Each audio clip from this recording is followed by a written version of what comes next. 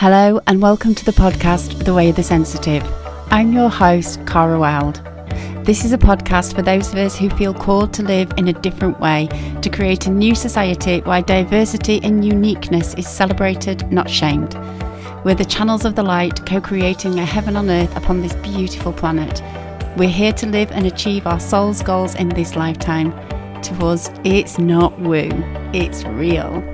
Calling all the magic makers, the mystics, the empaths, the sensitives, the starseeds, the artistic, autistic ones, sometimes sidelined, sometimes scapegoated, but we know that we're here to create new pathways in the one mind, because it's not just about traversing alternative dimensions, it's also about landing and being fully alive in this gorgeous world. Hey sensitive souls, and welcome to the next in the episode of Interview the Guides.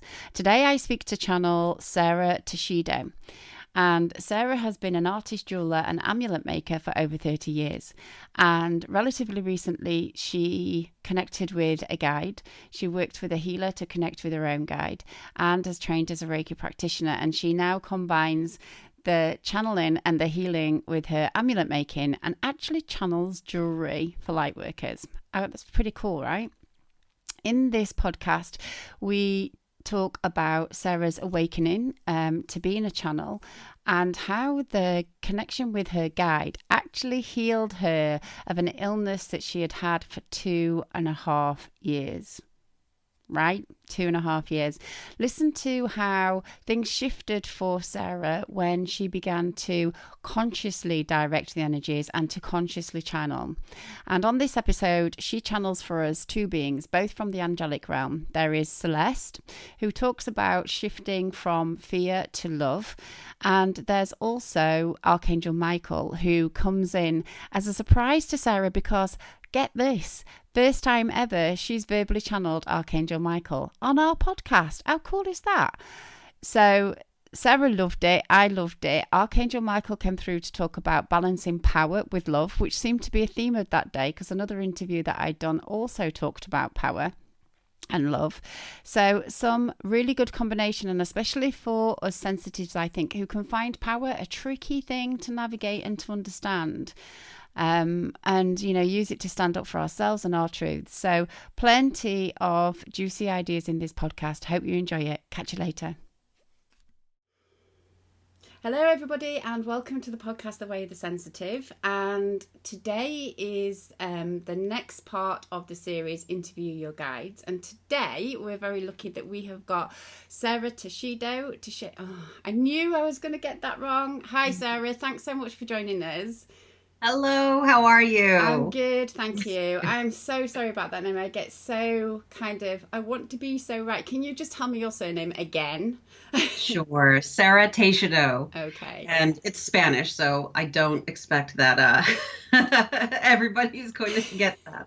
And names are so important as well, aren't they? So, yeah, anyway, okay. So, Sara's joined us today, and Sara is a channel, and channels quite a few different guides, and obviously you've already seen, I think one of the series has gone out where we interview the guides. So Sara, would you like to start off just by telling us a little bit about how channeling got started for you? Wow. Yes. Last year, actually. So it's very recent that I am a conscious channel. Yeah. It's very different. I'm realizing now in retrospect that I was along the way, little bits and pieces, resonating and communicating message in journaling through my writing and things like that. Yeah. I wake up in the middle of the night from a dream and need to write 5 pages. Yeah. After a spirit visited, that type of thing. But it was after a healing that I had last year, where I was introduced to my guides, and I was healed rather profoundly and miraculously from chronic migraine and vertigo. Wow. I had been curled up in a ball for 2.5 years in pain, and I'd lost my life. And in this, and I'm going to mention his name because he's amazing. He's an Australian healer named Simon Hay. Yeah. And I didn't have any expectation going in, but we met my guides, and in that, a dialogue started very abruptly, I would say. Uh-huh. You know, all of the sudden I was in communication. I was not able to sleep at night because of the messages that I was getting, Mm-hmm. Mm-hmm. and more in dialogue with I call them my sister tribe. My I group love of friends that. that are supportive, and they don't think that I'm absolutely out there. They listened, and as we were talking, at times I would change and messages through my guides would come through and Uh-huh. speak and communicate messages. And that was the first inkling that, oh, wait a minute, something is profoundly different in this experience. Uh-huh. And it has happened quite a few times that it feels like the different spirits want to communicate messages, and it's a lot about healing the world and peace and love and how we do it, how we can attain it, and this global shift that needs to happen within, and that all of us need to start speaking up, basically. Yeah, and what I love about this is that's the same message that channels are getting over and over again, which is really validating and affirming. And because I always say this stuff's not on the 9 o'clock news, it's not out there. You know, No, we need to be part of the tribe where this is. I mean, because this is our normal, isn't it? This is just life to this us. is my new normal, Yeah. and my new normal is sometimes it's a little hard to say it out loud, Mm-hmm. you know, to live it. And more, I can no longer deny saying it out loud. And in a way, one of the messages that I've been given is just that I am to be sparklight for others, to have courage to shine and to carry their light forward in the world. And I feel that perhaps this is my calling. Okay, sorry, and ignore my phone, the answer machine. I'll pick it up in a minute. We were just talking beforehand about you turning your phone this off. this is authentic. This This is is real life. authentic. Yeah, okay. And so, when you mentioned that your you changed when your guide started speaking through you, is that your voice changed, or did was it shape shifting, or was it just your voice that changed? I was able to to experience a realm that I had not experienced before. Perhaps some would call it a level of consciousness, an awareness, an affinity for understanding the nuances of things that was just different. Yes. Um, in my experience of the world, just looking at nature, at trees, at flowers, that I can see auras now, and I can see the vibration of living things, and I'm feeling the energy palpably. And I'm not trained. I have to say that I do have Reiki in Mm-hmm. my pocket now, but that's very recent. That's only in February that I learned Reiki, Right. because I thought it would give me more of a context to understand energetically what's happening here. Yeah. And what I'm finding is it's just simply another language, another way to speak what I'm already knowing. Yeah. And it's beautiful, and it's going hand in hand. And I have since also explored soul healing with Simon Hay. He Mm-hmm. has traveled back to the US and is teaching workshops now. And I also am going to be exploring healing touch as well, Right. because I feel like all of the different modalities of energy work, they all are essentially, to me, the same thing, the same love. And now I'm just being guided by spirit in sessions with people. So it sounds like you had this quite this huge awakening through your own healing, Yes. and that opened you up to all these other realms and all these kind of other dimensions that are in and around us. They're not up there. They're all here, and that's Yes. led to this journey of wonder and fascination and curiosity that's just growing by the sounds of it. Yes. And now I am channeling when I am doing healings. Yeah. I'm finding that I'm in the healing room when I'm doing what I'm calling Reiki. And I'm not quite sure if I'm doing Mm-hmm. Reiki anymore, even though it was only February. Um, I might start out doing Reiki, but my hands are being moved and I'm being called to do different movements and different gestures and use sacred geometry. The angels are very present for me, different guides from all different aspects of spirituality are coming through. Right. So it could be Buddhist or Christian. It's remarkable to me. I'm in awe every time I walk into that room. I feel so blessed to be on this journey, and Oh, for you to invite me here today is a blessing as well, because it's. I want to encourage anybody who's feeling shy about owning that they can do something like this, or who am I to say I'm a channel? Well, what I'm doing right now isn't something that everybody can do, and I have to stop being shy about saying that I can do this. So this is helping me embrace more out loud. Yeah, and we were just kind of comparing crystals, weren't we, before that we've both got these on our desk and we're both wearing blue, and I don't wear blue normally, so I'd be really interested to see who comes through, because I mean this is a special frequency for me. And so we were saying before, weren't we, that you channel various different ones. Have you got any idea of who might be coming through today? Well, because I'm holding the Celestite, I believe that Angel Celeste is coming through for me. She is someone who has been at the forefront of this healing. She is the reason why I healed. Right. And we are syncretized, and she has a lot to say. So she's guiding a lot of what I do in my life. So I also have, if you notice behind me, Kuan Yin. She's very present in my life, and I wouldn't want to purport that I could channel Kuan Yin, but I will say that I feel extremely connected to her. And one of my aspects of something that I've been doing over the last few years is collecting antiques, and I call it my rehoming project. I find sacred objects, and then I find new homes for them. That's gorgeous. That love them again. So these are from estate sales and from people who have passed, and these are loving objects that might have been in their homes for over 100 years.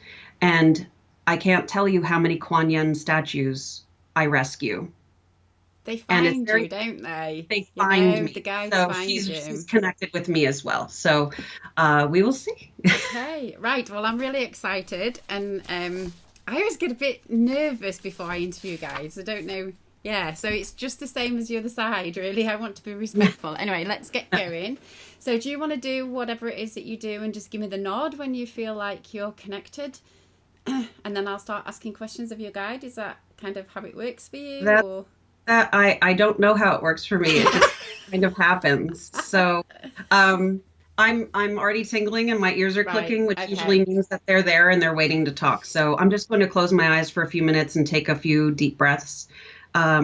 Actually, if you don't mind, if I lead you in a little meditation so that we connect. That'd be lovely. And then I forgot to mention before we started as well that I normally start talking as though you are the guide and I talk directly to the guide. Does that work for you? We will see. I love this. Okay, cool. I believe so. It does. Everything works. Everything is possible, right? Okay, I'm going to close my eyes now. And I would like for all of us to imagine a beautiful blue, crystalline blue mist hovering over the crown of our head. In this blue are shimmering rainbow lights, similar to moonstone or butterfly wings. As we take our next deep inhale, we're going to imagine this mist entering through our crown, deep into the cells of our body.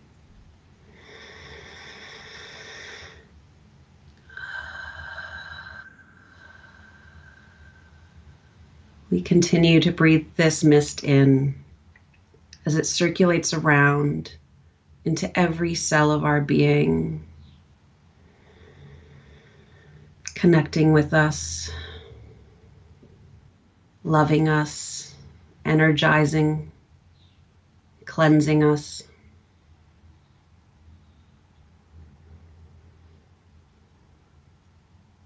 This mist allows us to connect with our guides and to the messages that they have for us today. May any messages that come through love and guidance of the universe.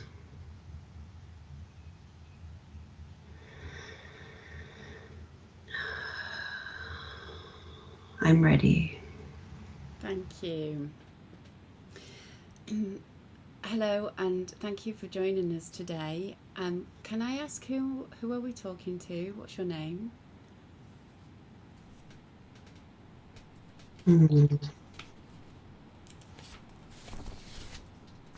I am Celeste.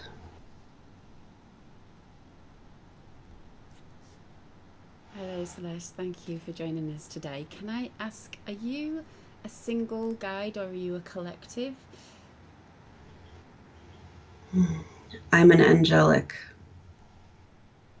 spirit guiding souls.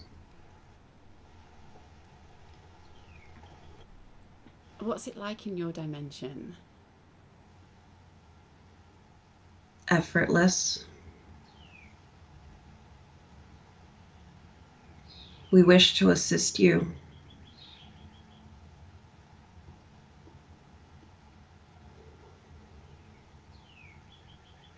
It doesn't have to be so hard.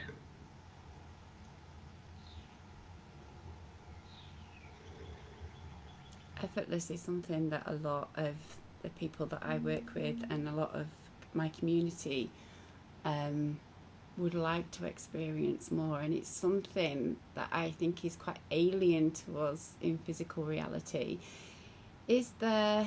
What guidance would you offer to people that are stuck in struggle and hard work? How can we bring more effortlessness into our lives? What does that mean? What would that look like? We create and we can uncreate. It's rather simple.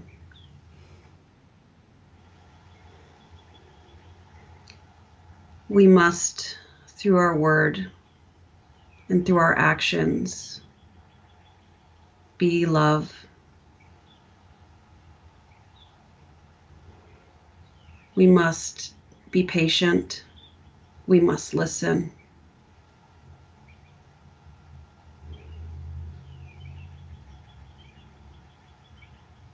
We must change in order for the world to change.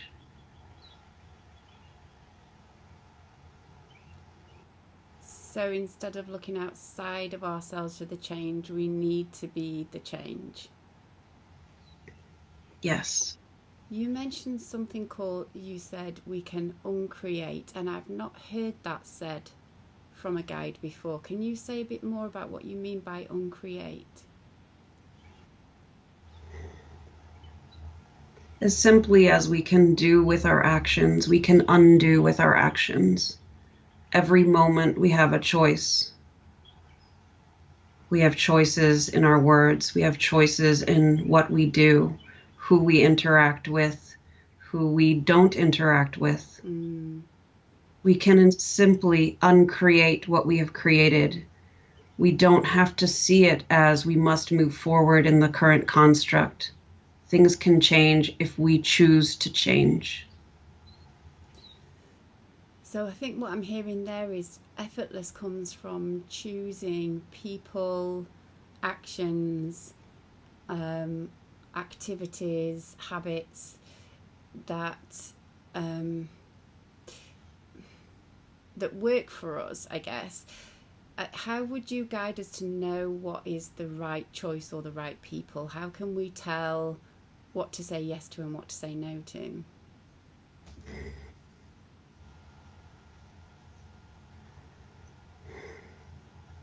We must move our interactions to our heart. We must learn the language of our hearts. We must know when we are making decisions from fear or anger or obligation, and release that so that we might make decisions for the greater good through our hearts.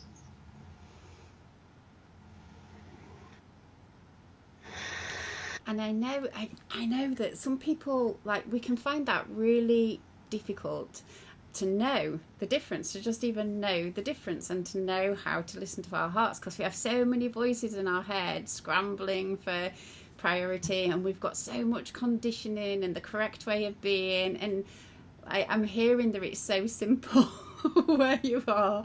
And, I understand that part of our role here is to bring that vibration and bring that simplicity into our everyday lives. So how do we begin? We're going to make mistakes. How do we begin to learn what our voice of love sounds like, what our hearts sound like? When you feel joy, your decision should feel like that. Your choices should feel as effortless and as uncomplicated as holding a sleeping child or gazing upon beauty. Okay. There is a quiet knowing. There's so much noise in this world. We need to stop and quiet ourselves so that we can listen to the higher knowing that is within all. It resides with everyone. We are all capable of miraculous endeavors. We are all capable of miraculous undoing. We need to stop focusing on all the negative in the world. And we need to start creating the good in the world. Okay, so there's two things that come up for me from there. One of them is I'm going to take advantage of interviewing you and talking to you, if you don't mind, and that's something personal that I think I know that a lot of our listeners would benefit from it as well. So I think I have a good idea of when my heart is speaking to me. So I just wondered if you could talk on about this. So I receive what I call like a heart impulse, a loving impulse. And that really does come from that heart chakra area. But then when I get to a choice and a decision, it feels like a full body decision. I always call it like my right then moments. And that can feel it's powerful and it's love, but it feels very different from that gentle heart impulse. It's like the will and the action to make it happen. That's because that's your power. Yeah. Ooh, and it's okay to feel your power. We have to feel our power in this. We can't sit in fields and meditate. We have to take action in our words. We create through the simplest gestures. The story begins within, but the effect creates more than that.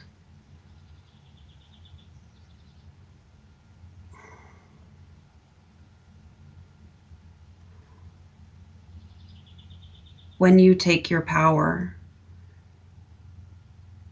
you will feel your wings. Yeah, that makes sense. So as I'm listening to you and feeling your energy from where you are and seeing the change that came over Sarah when she started to bring you through, we have sometimes, I think, especially people that don't work with the angelic realm, and certainly what we call the Archangels, which I'll ask you about in a minute, but we kind of think it's not wishy-washy, but it's like, it's not. I think we have a lot of association in our culture with vulnerability being a weakness, gentleness being a weakness, sensitivity being a weakness. And I know that's what a lot of us are trying to overcome at the moment. And what I'm feeling and sensing in you, and what I know of your realm, is there's no messing with that angelic realm. And I can see that, like, your pulse that you're sending through is almost immovable. So it's like you're in your truth and you're immovable, and it's happening. That focus and that clarity and that power that you're speaking about. Am I reading that right? Is that kind of what it's like? Yes. We are here to guide. We are here for everyone. You can choose to acknowledge or not acknowledge. It doesn't change whether we are or not. We see you, and we see that you don't have to suffer. Everyone should feel loved. Everyone should feel free and powerful and voiced. Everyone has this available to them.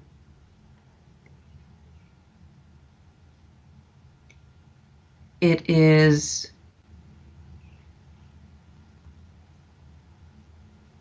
love of immeasurable proportion, what we can give you.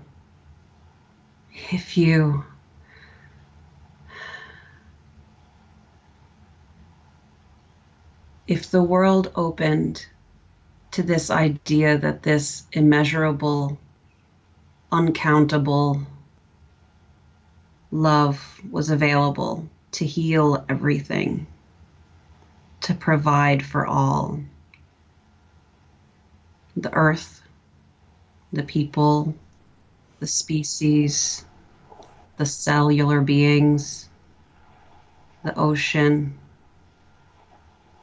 would all be able to repair at miraculous speed. So so what's coming to me now is like the true message of it's the Jesus stream that's coming into my mind, and the mention of the words love and miracles together, and that idea of creating form by choosing your perception and what you believe is possible. In your words, how does love heal? How would love heal all of that? Because it seems unsurmountable to us. We've had just last night we had a suicide bombing over in the UK, and people are scared, and people are being manipulated to be more scared also. And it's just it rings true, and also it feels unsurmountable. So it'd be really good to just hear from you in your words a little bit, that we can just tune into about how does love heal. How does it go about healing all of that? All of the world's events are created by us. We created a world where people will act like that. It has been happening for centuries. There's still injustice happening. It is not only through activism, it is through changing our hearts. It's through opening our minds and understanding that different cultures, different skin colors, different religions, different ways of doing things are just different. It's not bad or good. Perhaps some of this that is happening in the world is happening to wake up everyone, to bind them together so that there is more power in the love. The more and more people who gather in light, who gather in love together. They're distant from each other right now. They're not banded together. We need an army of light workers.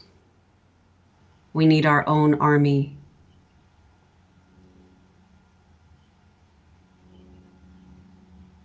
We want you to stop competing with each other and realize that you are all here for the same purpose and awakening now at the same time for the same purpose. That's how it will heal. That is the beginning of the healing. So the fear of difference creates a lot of the struggle and a lot of the wars that we experience, big wars, little wars, all of it. Yes. Okay. We are not separate. Nobody is separate. Nobody is separate. So I can see that light workers can kind of join together, and I love the idea of an army of light workers. And how like today, I guess the way that I responded to last night is I sat with my guides and went into a meditation for a while to offer energetically, to channel love to those that are experiencing pain. And that was a real practical thing that I could do. I also try to show kindness and notice kindness and support kindness. And so what other practical things would you recommend that we do following opening our hearts, choosing love? Like, how could we live that on a daily basis? It is hard to turn off the technology, but that's what we need to do. We can't continue to spread the messages and the images, because spreading the messages, as much as they offer discomfort to you, prolong the pain, prolong the suffering, prolong the message of hatred and fear and war, instead of creating peace. If we each can take a moment and think before we share our frustration and anger. Yeah. We put that in the world, we create more of that in the world. Yeah. So it is a choice.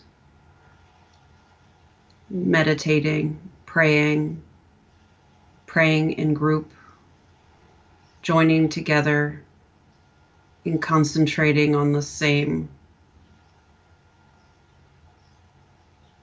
focus to pray upon, instead of being fractured and being unified, is very powerful. And it simply needs to be love. It doesn't have to be anything more than that. I send love. If you send love,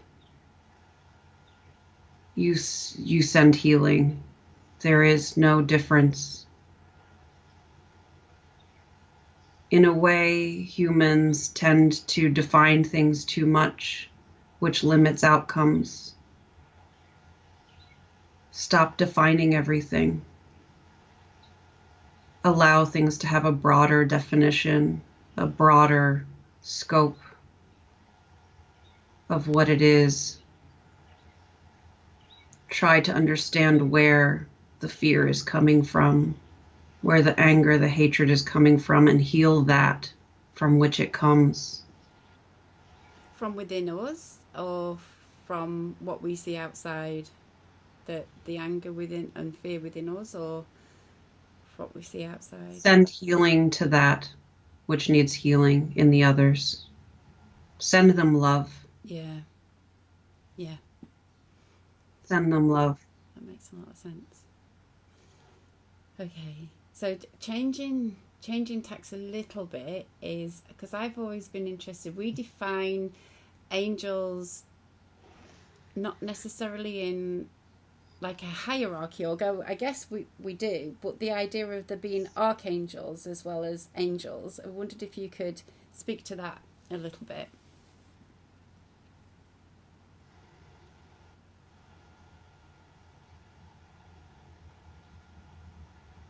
Michael wants to come through. Okay.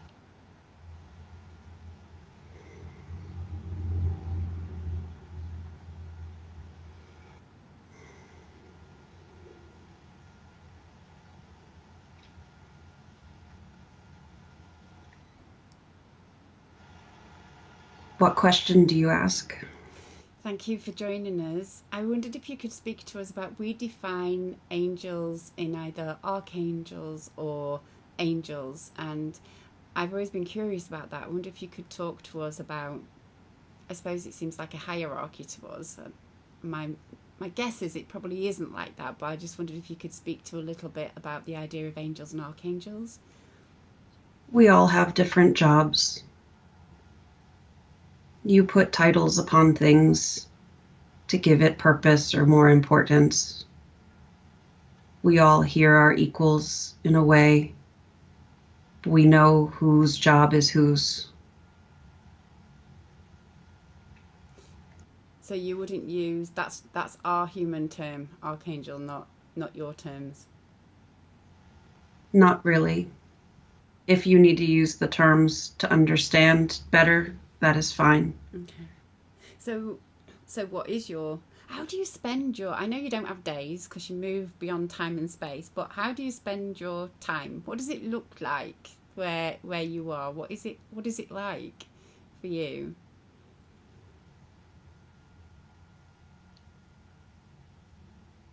It is beyond space and time. It is being at all places at all times, being wherever one's being needs to be, when it is needed. Okay. That all sounds so simple. It's really hard for us when we're in physical reality to get our heads around that. But that's what comes through time and time again. So that's really good to hear. It's the all and the nothing. It is hard for you to understand. But if humans can be open to it, they can be open to what we can give them and offer to them. Call upon us. We are there. Always. Someone is always there to be called upon.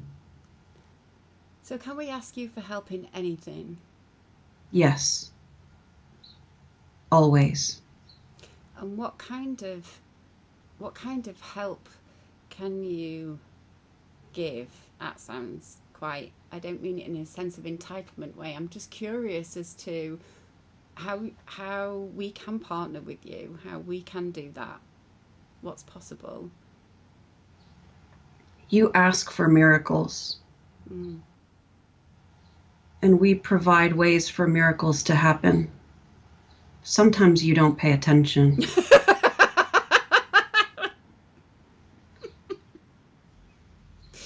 Okay. We offer opportunities. We put people before you,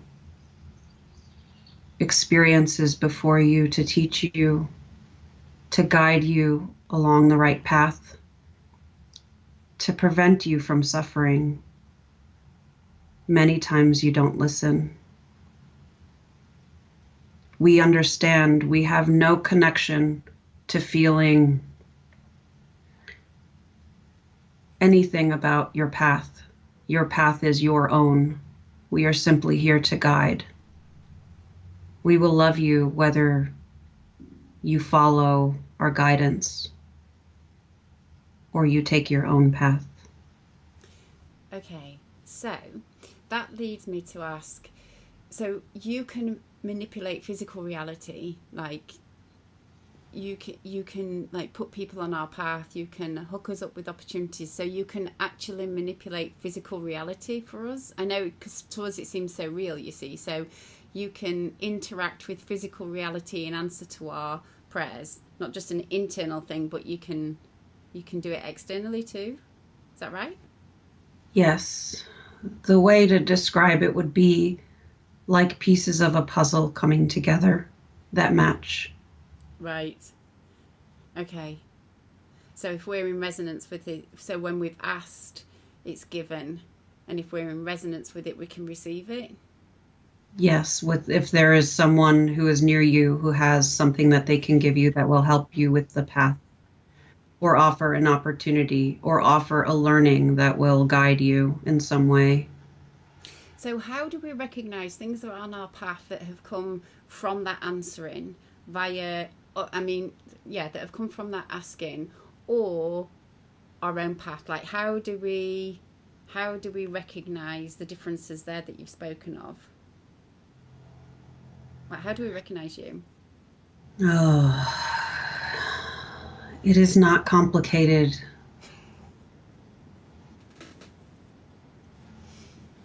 We are always giving messages if one is listening. Ask directly how you need to see the messages. Okay. It is you that is not seeing. We are there always, giving the messages and the guidance, opening yourself to seeing more than it is in front of you. It can be symbols, it can be numbers, it can be colors, it can be names, it can be words, it can be flowers, it can be anything to let you know that we are here and guiding. So chances are, if we have a moment and we think, I wonder if that was a message, it probably is. We're probably recognizing it. It's that we have, trust that. I think for a lot of us, it's trusting that we are loved that much. I think, that we can be, that we're worthy of that. We take care of you always. We will save you. We will rescue you. But ultimately, you have to rescue yourself. Yeah. Okay. Let me just, we've got a little bit of time left. So, one of the questions, I suppose what comes up for a lot of light workers is the idea of mission. Do we all have a mission? Is there such a thing as a given mission?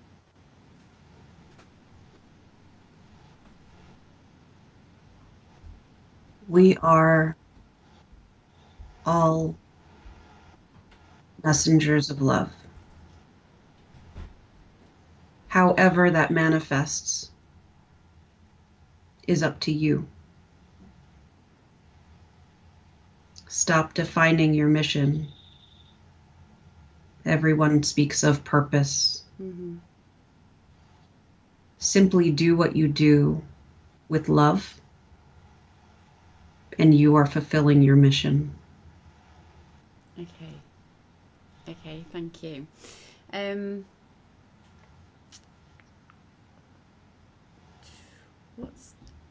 So this is around a lot for my community at the moment, and because you're Micheal, it kind of seems appropriate. So there's this idea that there's starseeds, and there is this galactic kind of, it almost seems daft saying it in here now, but it seems it's so real for a lot of us, where there are alien races, and they are manipulating physical reality, and that there's almost like a war between the light and the dark, and that there are there's a galactic element to that as well, not just human race but other races, and there's other races and other beings in physical reality as well, and a lot of people are curious about that and wondering whether how to transcend that or how to work with that. Is that part of this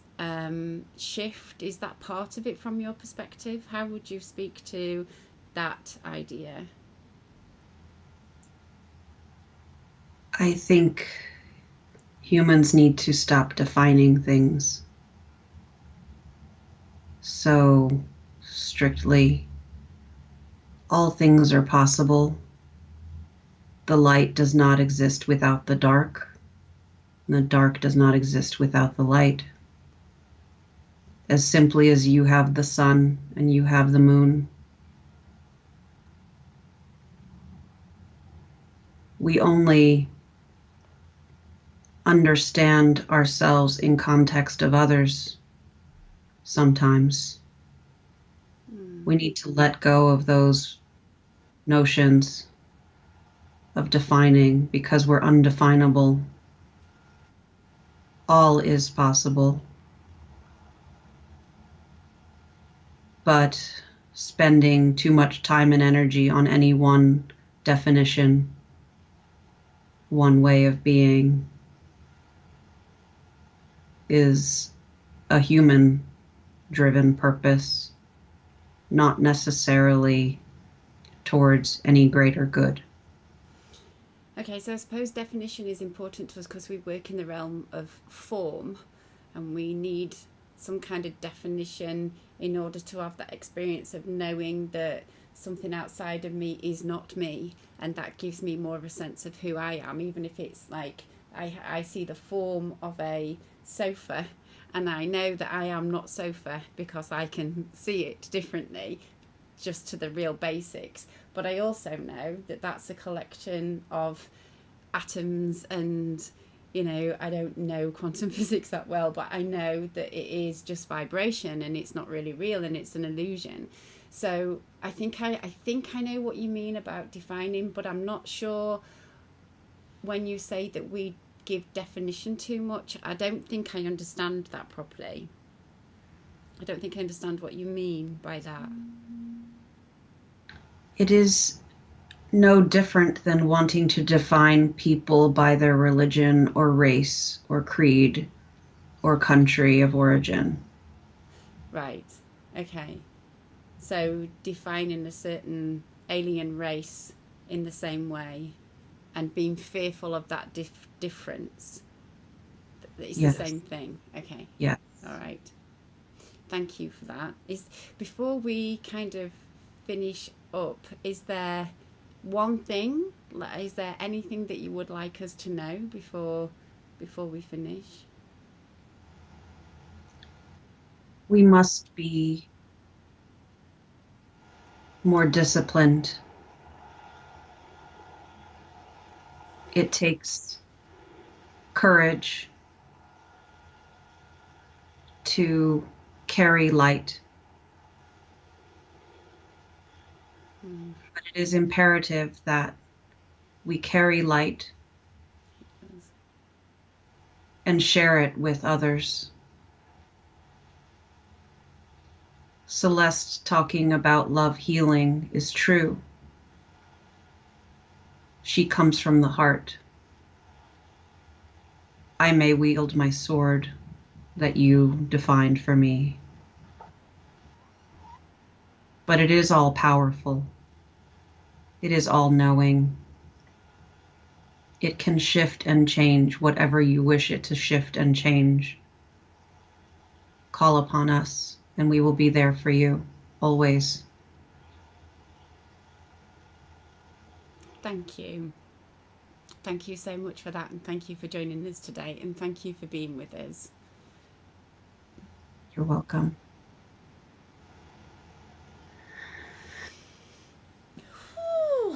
Well, while Sarah's just kind of coming back round, I want to just wrap up there that I think what I'm going to take from this is that combination of heart and power that came through those two guides, and how we can combine the both of those. And over in the Facebook group, it'd be really interesting to carry on this discussion about the dynamics of the heart center and power, and how they work together. And I'd love to hear your ahas from today. So you're back.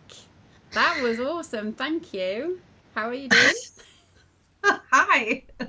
Wow. Wow. Oof. It feels so strange. I was hanging on to my stone. It felt like I was hanging on to my stone like I was hanging off of a cliff. Right. Like I was hanging on to it so I didn't. It was so strange. I was using this as my anchor because I was being. Wow, that was very powerful. That's the first time I've actually audibly channeled Michael. So Whoa. Well, we're blessed. Thank you. I could really feel the shift between those two. You could feel that. yes, It'd be interesting to yes. see what the listeners experience If with they that. feel it, yes, yes, Mm. because there's a lot of energy. There was a lot of activation happening. Yes.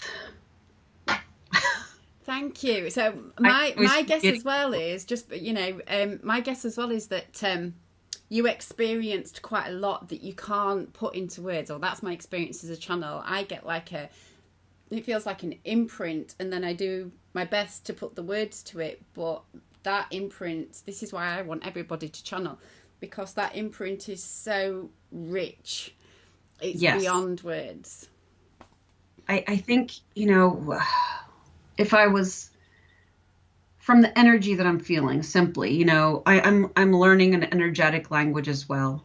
Mm. So a lot of when I'm channeling by myself, when I'm getting messages and I'm just, um, I'm going to say this out loud, but I will lay in bed and Metatron will come to me before I fall asleep Mm-hmm. and shower me with images, give me images of sacred geometry. Yeah. And tell me to go heal with them. And I'm like, oh, well, what am I supposed to do with this? And it's really interesting because of the feeling. It's not exactly words. I mean, Metatron doesn't speak to me with words. Yeah. He just gives me things. Yeah. Yeah. And it's like a visual description. So to have to try to put it into words,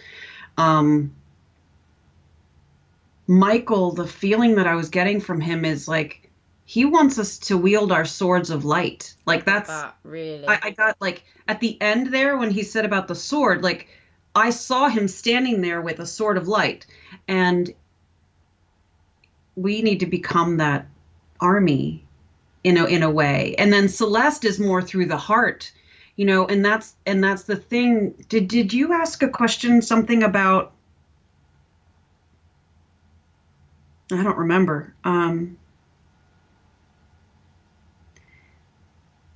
Something about how we can create change or something how love like heals, yeah, and yes, how we can create, yeah. And or how do we know that we're making the right decisions through our heart? Yeah. And really, it is about trusting that inner intuition, and it's a what they keep on showing me is that it is a discipline. It is practice. Yeah, it is. We have to be in practice of it. It's not something that you say, oh, well, today I'm going to see if somebody cool comes across my path that Spirit puts in front of me. It's every day recognizing that the person behind the counter at the store could be a messenger for you. Every day, the person that you open the door for, or even your animals, your children, your children's friends, different people that come into your scope of your daily living, have the possibility to shift and change or offer you an opportunity to be different in that moment. And this last year has been an exploration of that and a surrendering to that in a very tangible way, and so much so that my entire life has changed as a result. And I think, we could do a whole other podcast series, and maybe it's a good idea on how to develop the skill of intuition, because it is a skill. It is something that we need to learn how to work with. It's not just something like, one day you're not intuitive, the next day you are, and you've got it sorted. It's not like that. It's more messy and less perfect, but powerful. So yeah. I want to say this to people too, because I did mention at the beginning that I had the migraines and the vertigo.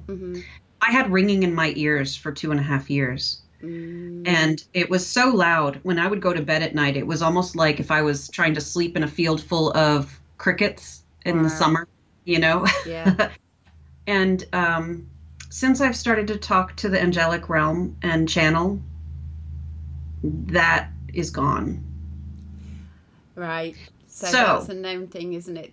That is, spirit trying to talk to you. And they were trying to talk, and they were getting louder and louder and louder, and I wasn't listening. Yeah. So now that I'm fully listening, and I've had some questions of people, well, how do you turn it off or not? Well, this is the great thing. And I don't know if it was Celeste or Michael that said, you can ask of us very specific things.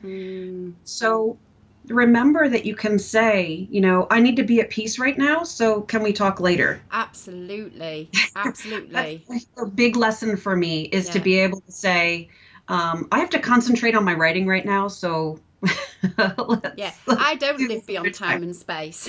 I have deadlines. Because we do need to have functional lives and take care of our families and cook our meals and get all of that mundane life. Absolutely. And I always say the best that we can think of them as partners, the better, rather than, the guides are up here and we're lowly got to do as they say. We're co-creating everywhere, every time. Right. They're all partners. So we need to wrap up. Yes. And I would love it if you could tell people I'm going to put it in the show notes, but whereabouts can they find you to work with you and discover your gorgeous jewelry that I saw? Yes. Okay. I don't know if the image is going to do it backwards or not. I don't think so when you put it up. No. Okay. So Montserrat Elements is my business, and I am in the process of recreating. So I do not have a website as of yet. But if you do go to montserratelements.com, it'll take you to my Facebook page. Yeah. For right now. And I do a number of things, one of which is to create custom, one-of-a-kind amulet jewelry that is channeled through spirit. I love that. It's just brilliant. And I have a degree in metalsmithing and jewelry design from a long time ago. Okay. And I have always been interested in amulet jewelry. So other spirit, we might have to do this again because I channel Guarani Indian, like South American Indian tribal spirit. Right. And I have that in my ancestry, and they're. I caught a glimpse of that in the meditation, I think. Really? I think so. Yeah, there was some. Mining Bee is one of my main guides too.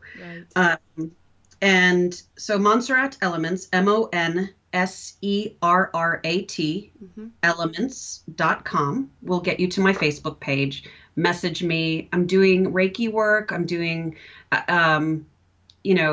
energetic healing that's guided by spirit and Angelic. And I'm doing remote work. I am also going to be doing the amulet work custom. So my goal is to sit and meditate with my client and work with the stones. I also work with the energy of crystals and do crystal grid meditations and healings as well. And I also collect different statuary. I rescue sacred objects and rehome them through my Goddess of Vintage. And I have an Etsy shop. Okay. Yes. Right. We'll put all those links on the show notes. And I love this because it's just like, this is how we're going to support each other as light workers. This is the new services that we need. If I'm going to get a piece of jewelry and I get the opportunity to have it channeled for me, that's the service that I want. That makes sense to me. Thank you so much for being on the show today. I'm so blessed. Thank you so much for inviting me. You're welcome. It's been a pleasure. Take care for now. Bye. Okay. Thank you. Hey, heads up, just wanted to say thanks for listening. And if you're particularly intrigued by this series of Interview the Guides because you want to know if you can channel, then the answer to that is yes. Channeling is a skill, not a gift, and it can be learned. If you're intrigued, then it's for you.